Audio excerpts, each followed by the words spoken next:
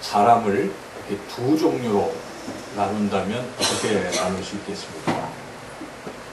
물론 남자와 여자로도 나눌 수 있고 또 여러 가지로 나눌 수 있을 것입니다. 그런데 성경은 사람을 무엇과 무엇으로 나누고 있습니까? 요한일서 3장 10절에 이런 말씀이 있습니다. 이러므로 하나님의 자녀들과 마귀의 자녀들이 드러나나니 그렇습니다. 성경은 분명히 세상의 사람들을 두 종류로 나누고 있습니다. 하나님의 자녀와 마귀의 자녀로 나누고 있습니다. 여러분은 모두 다 한 분도 빠짐없이 하나님의 자녀인 줄로 믿습니다. 아멘. 우리가 다 하나님의 자녀입니다. 그런데 지금은 우리가 하나님의 자녀인데 과거에는 그렇지 못했습니다. 우리는 진노의 자녀, 마귀의 자녀였다는 것입니다. 바로 죄 때문에. 우리가 찬양 드렸지만, 임마누엘 찬양 드렸지만 범죄했기 때문에 우리는 하나님의 자녀, 하나님의 임재 앞에 설 수가 없었던 것이죠. 그래서 우리가 읽었던 에베소서 1장, 바로 다음 장 2장에서는 그런 상태를 말하고 있습니다. 2장 3절에 전에는 우리도 다 그 가운데서 우리의 육체의 욕심을 따라 지내며 육체와 마음에 원하는 것을 하여 다른 이들과 같이 본질상 진노의 자녀이었더니 우리가 다 범죄함으로 하나님의 자녀가 아닌 진노의 자녀, 마귀의 자녀였었다 하는 것입니다. 그런데 거저 주시는 하나님의 은혜로 우리가 다 하나님의 자녀가 된 줄로 믿습니다. 그런데 하나님께서는 우리를 하나님의 자녀로 이렇게 삼아 주시는데 이러한 하나님의 그 자녀 삼으심은 언제부터 계획되었는가? 언제부터 하나님 우리를 하나님의 자녀 삼으시려고 작정하시고 계획하시는가? 오늘 우리가 읽었던 본문에 해답이 있습니다. 3절에서 5절 깊이 생각하며 하나님 말씀을 같이 한번 읽겠습니다. 찬송하리로다 하나님 곧 우리 주 예수 그리스도의 아버지께서 그리스도 안에서 하늘에 속한 모든 신령한 복을 우리에게 주시되 곧 창세전에 그리스도 안에서 우리를 택하사 우리로 사랑 안에서 그 앞에 거룩하고 흠이 없게 하시려고 그 기쁘신 뜻대로 우리를 예정하사 예수 그리스도로 말미암아 자기의 아들들이 되게 하셨으니. 에베소서는 문장이 상당히 깁니다. 원어로 보면 1장 3절부터 14절까지 한 문장으로 되어 있어요. 우리가 글을 읽을 때도 이 문장이 너무 길면 잘 이해가 안 가잖아요. 더군다나 설교를 들으실 때 설교 말하는 문장이 너무 길면 못 알아듣는 것이죠. 그래서 보통은 짧게 이렇게 한 줄, 두 줄 이렇게 설교할 때 한다든지 글도 그렇게 써줘야 읽기가 쉽죠. 그래서 에베소서 말씀은 정말 어렵습니다. 이건 읽고 또 읽어도 이해하기가 어려운데 우리가 읽었던 이 말씀도 상당히 긴데 주어와 서술어만 딱 잡아서 생각하면 하나님이 우리를 하나님의 아들들이 되게 하셨다. 그렇게 우리가 읽을 수 있겠죠. 그런데 그 하나님의 아들들이 되게 하신 것은 언제부터 그 일을 계획하셨는가? 곧 창세 전에. 이 창세 전에라는 말이 참으로 놀라운 그런 말씀입니다. 하나님께서 우리가 세상에 존재하기도 전부터 어찌 보면 우리를 하나님의 자녀로 삼으시려고 계획하셨다는 사실이죠. 창세 전이라는 것은 모든 만물을 지으시기 전에 어떻게 그렇게 될 수 있을까? 하나님은 전지전능하시니까 다 아시고 모든 걸 하실 수가 있습니다. 그래서 그렇게 계획을 세우신 것입니다. 근데 우리가 성경을 읽어보면 왜 그런 계획을 세우셨을까? 하나님은 어찌 보면 대비책을 세워두신 것이죠. 우리 아담과 하와를 만드셔서 이렇게 살게 하셨는데 아담과 하와에게 또한 자유의지를 주셔서 마음 놓고 선택할 수 있게 해주신 것이죠. 그래서 그런데 아담, 하와가 뭘 선택했습니까? 범죄, 죄를 선택했기 때문에 죄의 결과에 따라서 인간은 에덴 동산에서 쫓겨나고 하나님으로부터 이제 떨어져서 그렇게 살아야 될 존재잖아요. 하나님은 그런 선택을 했을 경우를 대비하신 것이죠. 그래서 세상을 만들기 전에 그러한 계획, 또 다른 구원의 계획을 함께 세워 놓으신 것입니다. 그래서 오늘 이런 말씀을 사도 바울이 전하고 있는 것이죠. 하나님은 이미 세상을 만드실 때 그 이전에 우리를 하나님의 자녀 삼으실 계획을 가지셨다 하는 것입니다. 그래서 우리가 이것이 참으로 놀라운 것이죠. 태어나기도 전에 하나님이 우리를 자녀 삼으시려고 계획하셨다. 하나님께서 그만큼 우리를 사랑하신다는 것입니다. 하나님이 여러분들을 사랑하시는 줄로 믿습니다. 그래서 그런 노래도 있잖아요. 우리는 태초부터 하나님의 사랑을 받는 존재로 태어났다. 그런 우리 복음 성가도 있습니다. 그래서 여러분 사랑받기 위해서 태어난 존재. 태어나기 전부터 하나님 사랑하셨기 때문에 우리는 태어나서부터도 이 땅에 살 때 하나님의 극진한 사랑을 받는 그런 귀한 존재입니다. 그래서 여러분 어떤 상황에서도 여러분 자신을 하찮는 존재로 생각하지 말라는 것입니다. 이 말씀을 통해서 여러분 항상 기억하세요. 태초 창세 전에 나를 하나님의 자녀로 계획하시고 택하시고 그렇게 정하시고 불러주시고 하나님 자녀 되게 하셨다는 생각을 잊지 마시고 항상 자신을 존귀한 존재로 생각하시기를 주님의 이름으로 축원합니다. 자신을 자꾸 낮추고 비하하고 그렇게 사는 것은 하나님이 싫어하십니다. 하나님 그렇게 우리를 존귀하게 여기고 사랑하시는데 우리가 자신을 그렇게 여겨서는 안 된다는 것이죠. 저를 한번 따라서 같이 한번 해보시죠. 나는 하나님 사랑을 받기 위해 태어났습니다. 나는 존귀한 존재입니다. 그래서 자신을 이렇게 쓰다듬고 격려하시고 너는 하나님 사랑받는 존재야. 이렇게 늘 고백하시고 한 주간도 주님의 사랑 속에 살아가시길 축원합니다. 하나님은 우리를 자녀 삼으시려는 계획을 가지셨는데 어떻게 그 계획을 이루셨을까? 어떻게 우리를 하나님의 자녀로 삼으셨는가? 오늘 본문 3절에서 6절을 다시 한번 천천히 읽어보신다면 하나님은 예수님을 통해서 우리를 하나님의 자녀로 삼으셨다. 그 하나님의 계획은 예수 그리스도를 통해서 이루어졌다는 것을 우리가 분명히 깨달을 수가 있습니다. 그래서 계속 지금 사도 바울이 반복하는 표현은 그리스도 안에서 이렇게 표현하고 있잖아요. 그리스도 안에서. 그래서 주 안에서 최근에 세워진 어떤 교회 이름이 그 주 안의 교회인가 그래요. 그래서 주님 안에 이 엔크리스토스 이 굉장히 중요한 말이죠. 주님 안에 이 말이 성경에 상당히 많이 나옵니다. 에베소서에서 그 말이 상당히 많이 나오는데요. 여기에 3절에도 그리스도 안에서 그리고 4절에서도 그리스도 안에서 또 5절에서도 예수 그리스도로 말미암아 6절도 그가 사랑하시는 자 안에서 뭐 이렇게 예수님 안에서 예수님으로 말미암아 예수님을 통해서 우리가 하나님의 아들들이 되었다는 것입니다. 그래서 사도 요한은 뭐라고 말씀하십니까? 요한복음 1장 12절에 영접하는 자 곧 그 이름을 믿는 자들에게는 하나님의 자녀가 되는 권세를 주셨으니 그 이름 누구를 말합니까? 예수님의 이름. 예수님을 믿는 사람들은 하나님의 자녀가 되게 하신다. 그러니까 하나님 아버지께서는 예수님을 통해서 우리를 하나님의 자녀 삼아주신 줄로 믿습니다.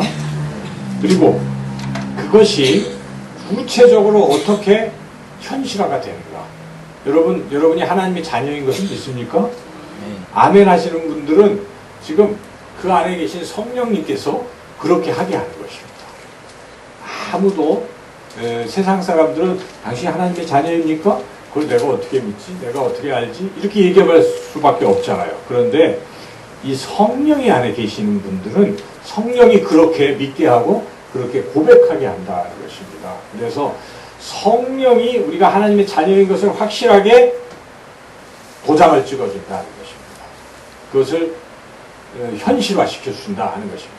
여러분 계약을 맺을 때도 마음속으로 또는 구두로 야 우리가 이렇게 하자 했지만 그게 실제로 효과를 보는 것은 어느 순간입니까? 서로 도장을 확실히 찍을 때 이 효과가 있는 것이죠. 우리가 하나님의 자녀라는 것이 확실히 효과를 발휘하는 것. 우리 삶에서 정말 느끼고, 그래, 내가 하나님의 자녀야 하고 여러분들이 힘들어도 나는 하나님의 자녀니까 하나님이 나를 돌보실 거야 하는 믿음을 갖고 살아가게 되는 것.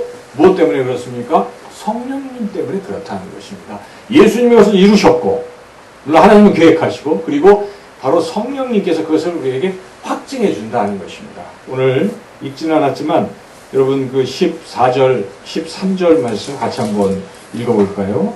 시작.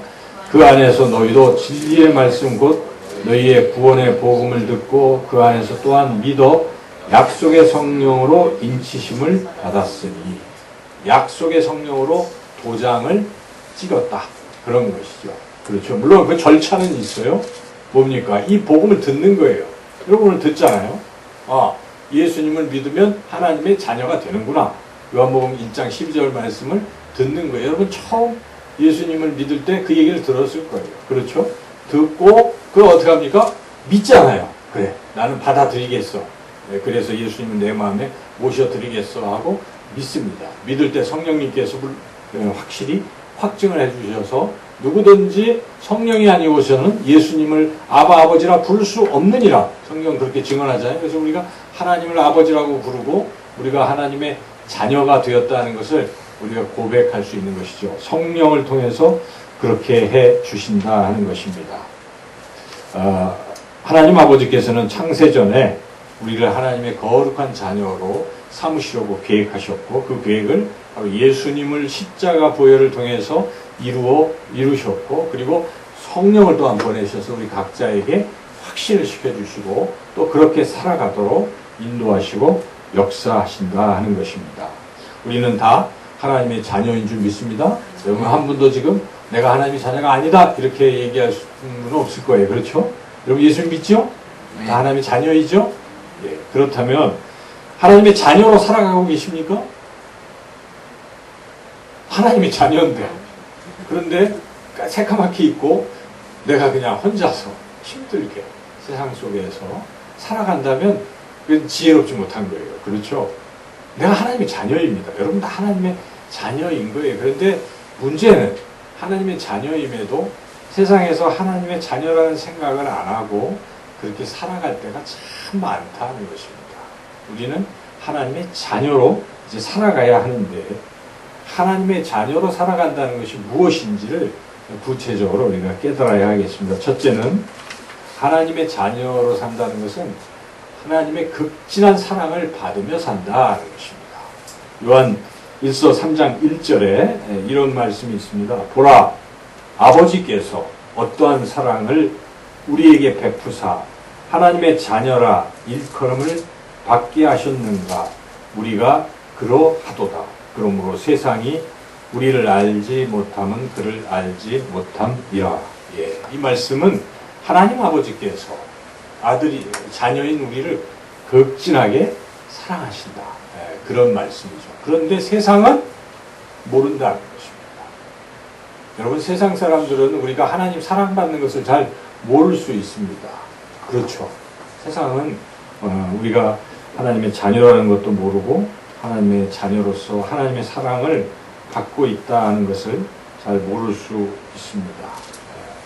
그렇지만 분명히 하나님께서는 우리를 각자를 극진히 사랑하시는 줄로 믿습니다.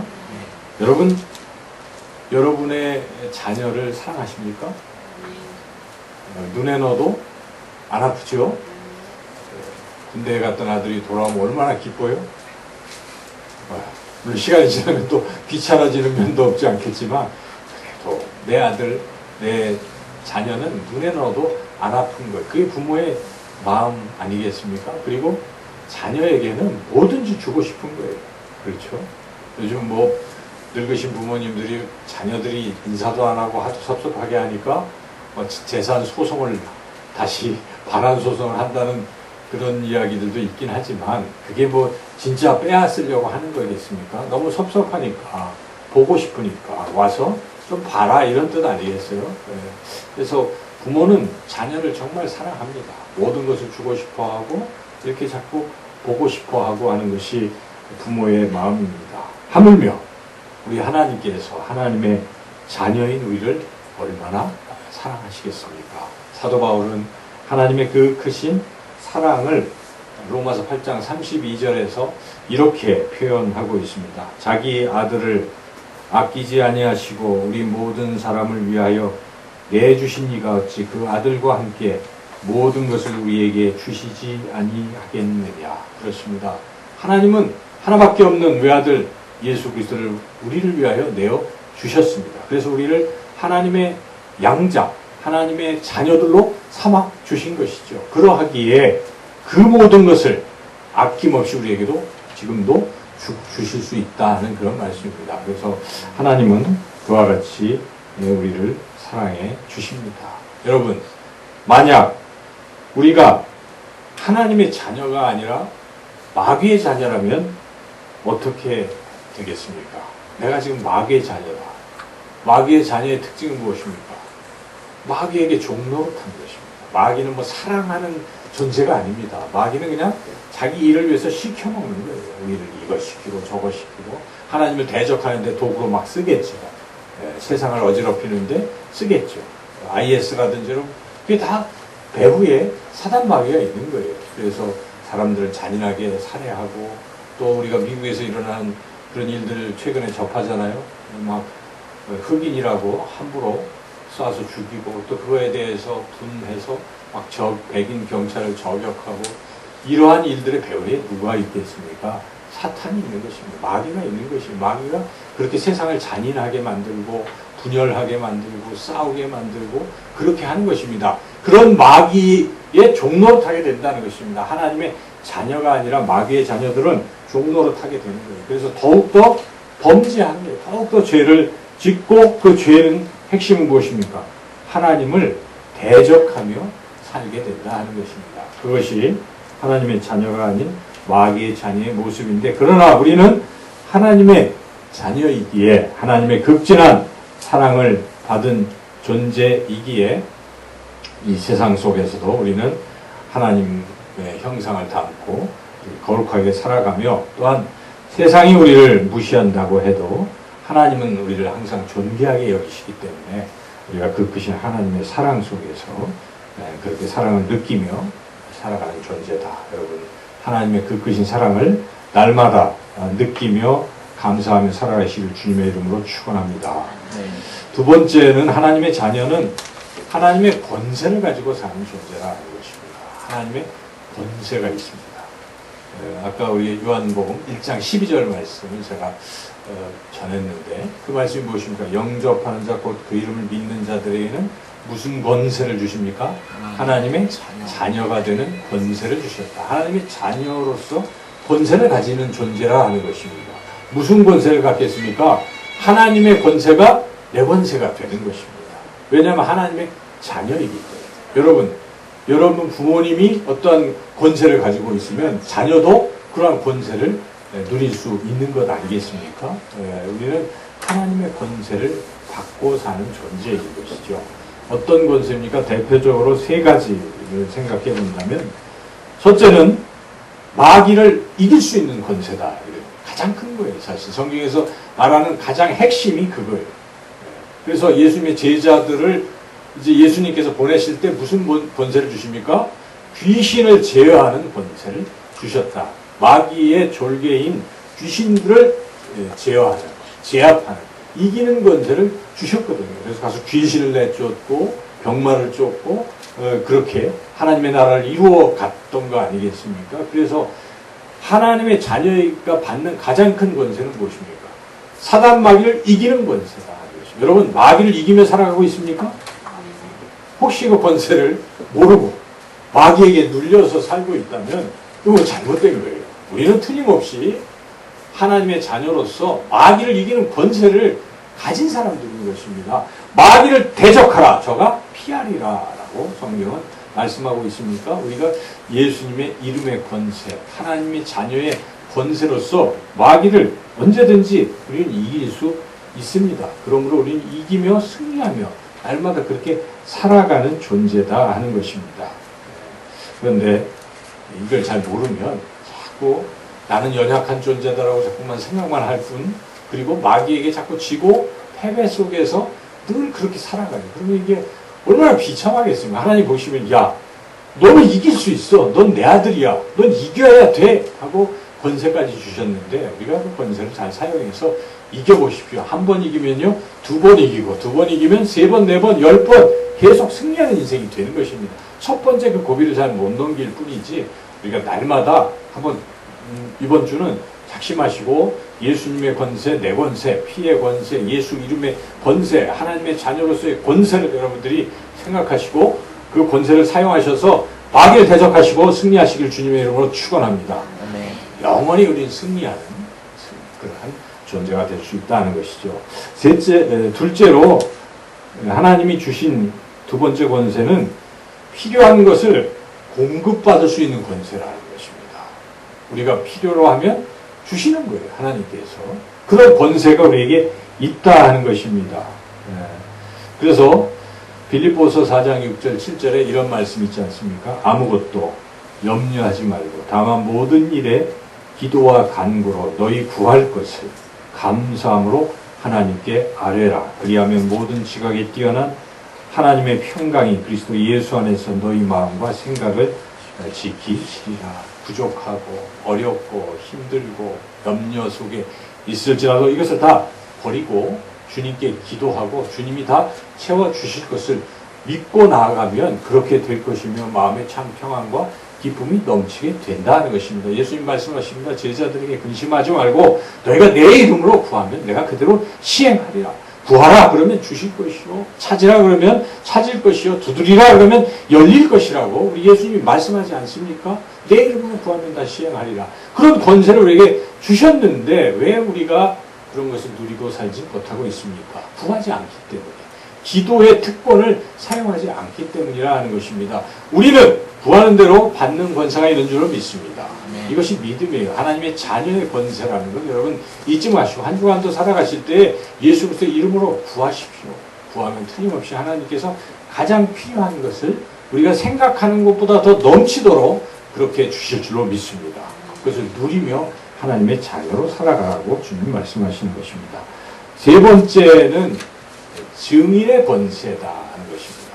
사도행전 1장 8절에 뭐라고 나옵니까? 오직 성령이 너희에게 임하시면 너희가 권능을 받고, 권세 아니겠습니까? 권능을 받고 예루살렘과 온 유대와 사마리아와 땅끝까지 이르러 내 증인이 되리라. 되리라고 약속하신 것입니다. 증인이 되는 권세를 우리에게 주셨다는 것입니다. 이거 굉장한 권세입니다. 누가 예수를 믿게 할 수 있습니까? 세상 사람들은 할 수가 없는 거예요. 그렇죠?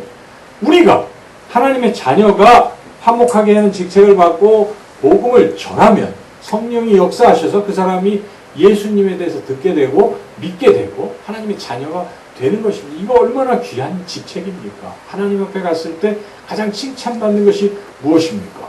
예수 그리스도를 증언하는 것 아니겠습니까? 예수님을 믿고 하나님의 자녀가 되라고 우리가 증언한 이런 것들, 이것이 하나님 앞에 상급을 받는 것입니다. 그런데 아무나 그런 증인의 권세를 가지고 사용하는 존재가 아니라는 것입니다. 누가 증인의 권세를 가졌습니까? 하나님의 자녀가 그 권세를 받았습니다. 우리는 이렇게 그 외에도 많은 권세들이 있어요. 그런데 대표적으로 마귀를 이길 수 있는 권세, 그리고 주님께 구해서 받을 수 있는 권세, 그리고 예수님을 증언할 수 있는 증인의 권세가 우리에게 있다는 것입니다. 하나님의 자녀에게 있다는 것입니다. 여러분들 이러한 귀한 권세들을 마음껏 사용하시고 살아가시길 주님의 이름으로 축원합니다. 하나님의 자녀는 이렇게 권세를 가지고 있고, 또한 하나님의 자녀는 하나님을 닮아가는 권세가 있다는 것입니다. 하나님을 닮아가는, 이건 자연스러운 것입니다. 권세라는 표현도 그런데 하나님의 그 형상을 닮아가게 된다는 것입니다. 빌립보서 2장 15절에 이렇게 말씀하고 있습니다. 이는 너희가 흠이 없고 순전하여 어그러지고 거스르는 세대 가운데서 하나님의 흠 없는 자녀로 세상에서 그들 가운데 빛들로 나타내며. 그렇습니다. 세상은 어그러지고 세상은 엉망이고 그렇지만, 어둠 속에 있지만 하나님의 자녀들은 무엇입니까? 빛입니다.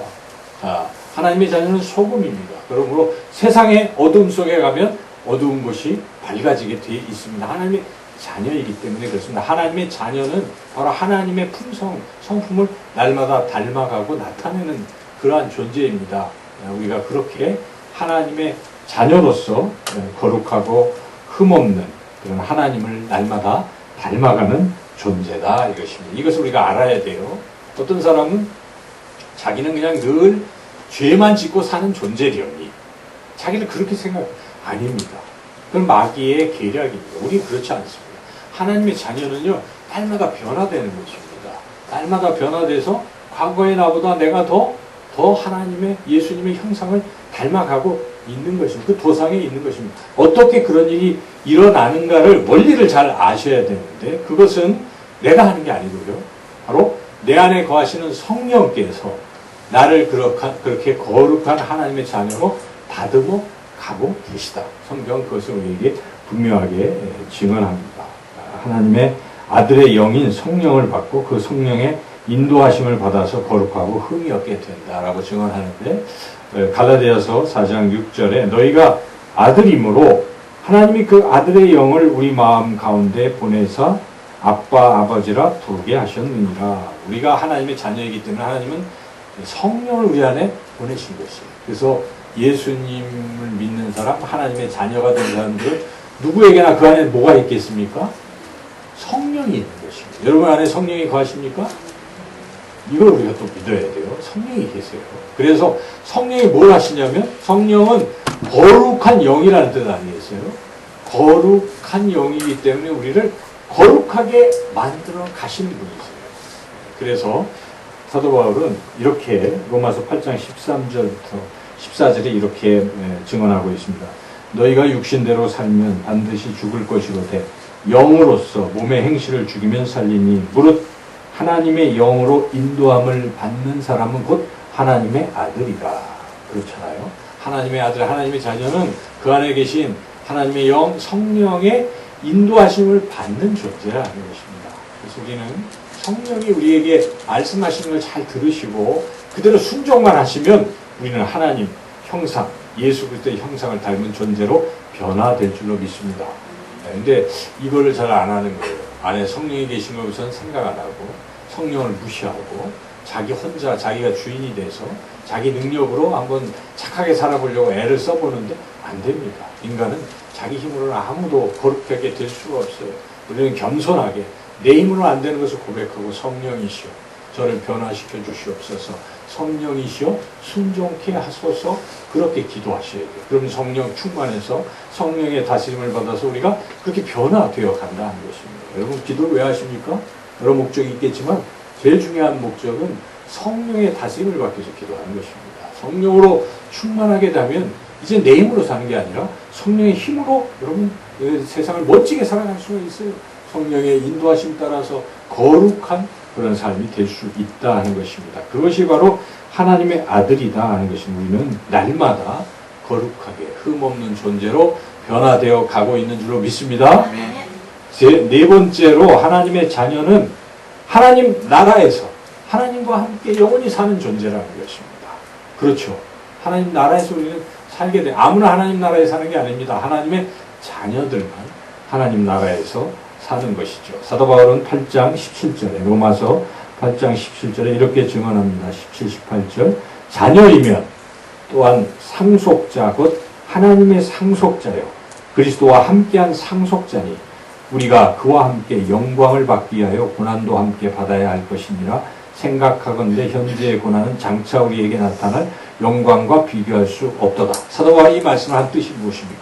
자녀는 무엇입니까? 상속자라는 것이죠. 하나님의 상속자예요. 그 상속받은 게 무엇이냐면 천국이에요.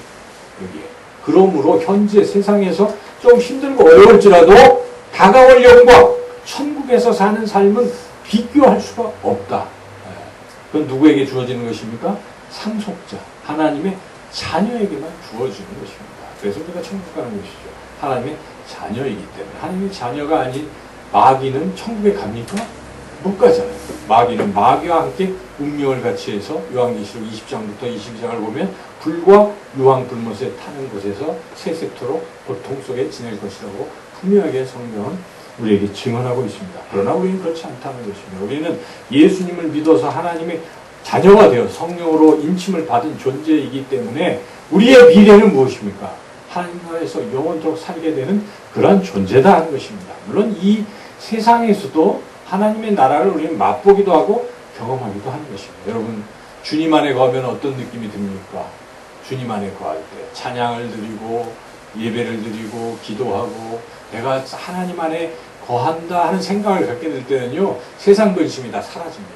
마음이 참 평안이 오고 기쁨이 막 용서 숨치는 것입니다. 앞일은 다 그냥 세상 일은 그대로 있어도 그 순간 우리는 어떻습니까? 기뻐요. 걱정이 안 돼요. 내가 이 순간 눈을 감아도 아무 걱정이 없어요. 왜 그렇습니까? 그 성령이 역사하셔서 우리 하나님의 나라를 경험케 하고 있기 때문에 우리는 그 기쁜 것이죠. 하나님 나라가 그런 것이라는 것입니다. 여러분, 네, 현재적으로도 우리가 하나님 나라를 경험하고 미래에는 확실하게 완전하게 그 하나님의 나라를 경험하게 될 줄로 믿습니다. 지금은 살면서 눈물도 흘리죠. 힘들죠. 아프기도 하죠. 그렇지만 나중에 우리가 하나님 품에 안겨서 그 하나님의 나라가 가면 더 이상 그런 게 없습니다.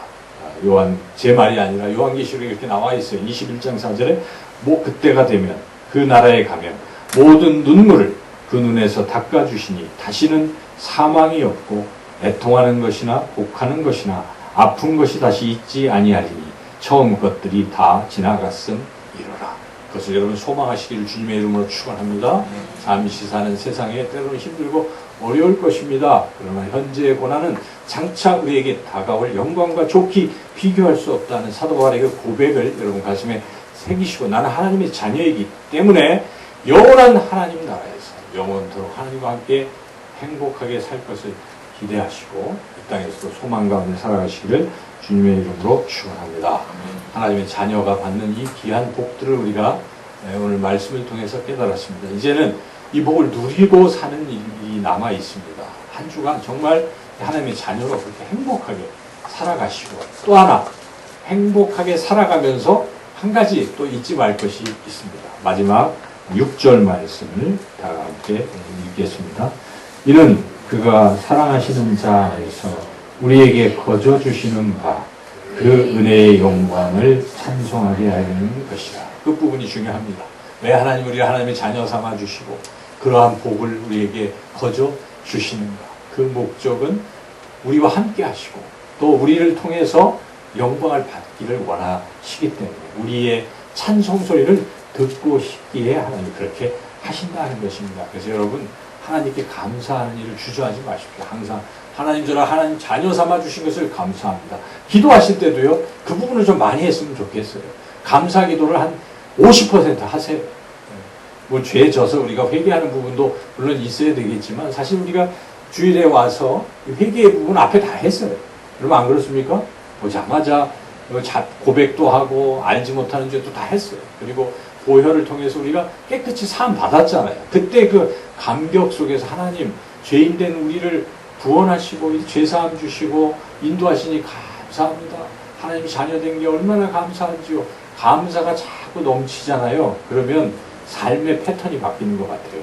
삶이 자꾸 좋게 긍정적으로 그렇게 살게 되는 것입니다. 승리하며 살게 되는 것이. 그러나 자꾸 패배만 되뇌이고 패배 속에 거하다 보면 그냥 그렇게 자꾸 살아가요. 그러지 마시고 우리는 항상 하나님의 은혜로 이렇게 당당하게 권세도 받고 하나님의 자녀로서 이 땅에서 마음껏 받고 또 천국도 소망하고 그렇게 또 증인으로서 하나님의 사명 감당하고 살아가는 존귀한 존재인 것에 자꾸 입술로 감사하고 그렇게 해주신 하나님을 찬양하고 영광 돌리며 그렇게 살아가시는 긍정적으로 힘차게 살아가시는 한 주간이 되시기를 주님의 이름으로 축원합니다. 기도드리겠습니다. 하나님 감사합니다. 오늘 말씀을 통해 우리가 하나님의 자녀인 것을 다시 한번 깨닫게 하시오니 하나님의 자녀로서 한 주간 기뻐하며 승리하며 살아가게 해주시기를 간절히 원하옵고 예수님의 이름으로 기도드리옵나이다.